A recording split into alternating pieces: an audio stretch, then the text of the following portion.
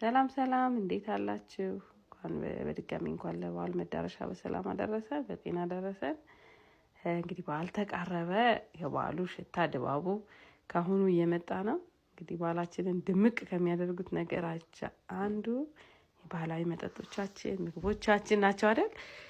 ስለዚህ እኛ ደግሞ እንግዲህ በምንታወቅበት መጀመሪያም ወደ ቢዝነሱ ስንገባ ስንሸጥ የነበረውን የጠላ ድፍድፍ በሰፊው አቅርበናል።